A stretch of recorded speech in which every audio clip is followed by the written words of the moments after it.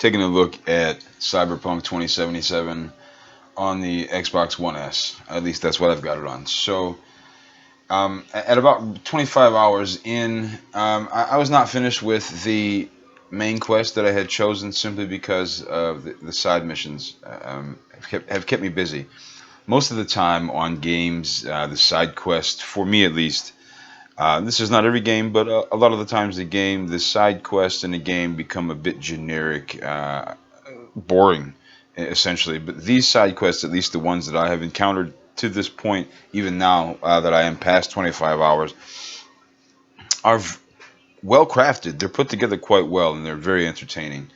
So, from that aspect, that's good. That's a bonus for the game, right? Um, I want to talk very quickly about the bugginess and some of the technical issues that people have been experiencing in a very general fashion. Because everybody already knows about this type of stuff.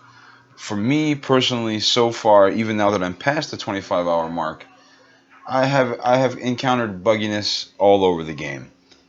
In general, kind of bugginess, characters walking through walls, characters twitching out, funny things happening within the scenes. Textures load in slow from time to time. Well, that was happening at least at one point. And at roughly 25 hours in, I can say that I had no crashes. Actually, even up to this point now that I'm well past 25 hours, I've had no crashing and I've had no bugs that break the game completely. There's nothing that has done that. The worst thing that has happened so far was once just driving in the city going from place to place, the game froze. Picture froze, music went out, and then the music came back in, and it sounded like it was kind of a skipping broken CD or a broken record. And then 20 seconds into that, I'm just watching and waiting to see if the game is crashing, is it dying. And I'm waiting to see what's going to happen next, and then it just boom, it just began playing again. Other than that, that is the worst thing that I've experienced. Other than that, I fell through the ground once, and the guy just kind of just at a click of a finger, he was just back on the sidewalk. So like I got out of the car, fell through the whole world, fell under the ground. Instead of dying or rebooting or anything, the guy was just my character was just on the sidewalk, just clips from one to the other. So very unusual, but not game breaking at that point because I was just right back to the sidewalk. So probably luck, but I would say most of all on the base consoles, what they really needed to work on, what they really need to work on is getting that frame rate up to potentially or as close as they can get it to a good solid 30 frames. I know that 30 frames is not really the standard overall, but in this particular case, I believe that it is a good thing to go for as a good solid. I understand 30 is probably the standard on consoles, but in general, we all know that above 30 frames per second, it runs better, it feels better, it looks better, it plays better. We all know that. But if we could at least have a good solid 30, it's a good enjoyable experience without a doubt. Um, otherwise, I have to say that if you are having the game crash a lot during or anywhere, if you're having the game crash anywhere, or if you're having the game crash a lot during key moments or key points within the game, or if a certain bug is keeping you from going from point to point within a mission, and this is happening nonstop, I don't know. If it were me, I would just kind of put the game in my backlog and wait until they update it, wait until they fix these issues so that then I could go back and actually enjoy the game, because the game itself, I have to say it, the game itself is very fun. I'm enjoying this game a lot.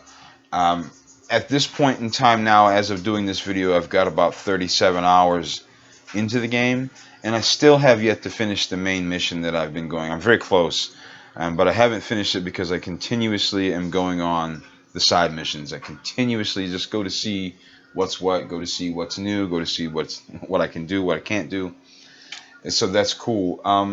I will say that after hot patch 1.05, at least on the 1S, I can say that it does help. The game feels to run quite a bit smoother. Don't have those weird kind of freezing moments anymore. Now and then you have a pause And I mean, when I mean by pause, maybe it's 1, 2. You count to two, and then it's over. That's kind of unusual that happens still, but not very often. The image now, the picture clarity, it's much sharper image. Initially, when I first started this game up, it looked like I was playing a Switch game, and it had like Vaseline on the screen, and I know that's how people say it, so it's true. It looks like there's Vaseline on the screen, and everything is just muddy, blurry image. That's been fixed up quite a bit. So it may not be 1080p, and it may not run at exactly 30 frames per second, but it does run well enough to enjoy it if this is the system that you have. Now, the point that I've already got almost 38 hours into it. I'm gonna go ahead and put this game down. I'm gonna put it in my back library, and I'm gonna wait until I get a good Series X, pick up a Series X, excuse me, and let them maybe patch it up a little more. So that way my experience can be, oh, nice crash. So that my experience could be even lifted up a little bit further, because I enjoy the game. Now, I think I can enjoy this game because I never let myself get caught up in the hype, and it's hard to do that. And I'm guilty of that with probably every game that I've ever played and really enjoyed. I let myself get really hyped up for it. But for this one, because I never knew when it was going to actually come out, I avoided all the hype. I avoided reading anything about it. It's easier said than done, by the way. So when I approach this game, I'm approaching it just like any other first-person RPG. There's just a different setting. There's just different things going on. It doesn't have to be groundbreaking. It doesn't have to be completely new things happening. For me, it just needs to be, the pieces need to be in the right place. And I will say this, that the city itself in this game is like another character. The city itself in this thing is something that you're going to spend a lot of time just exploring and trying to see what's going on within it. All right, you guys. Well, thanks a lot for checking out the video. And if you only have an Xbox One or a PS4 and you want to play this game, man, it's playable. It's doable. There's no doubt about it. You see me playing it, and I put almost 40 hours into it. Roughly 38, 37, 38, whatever, almost 40. So, catch you guys later.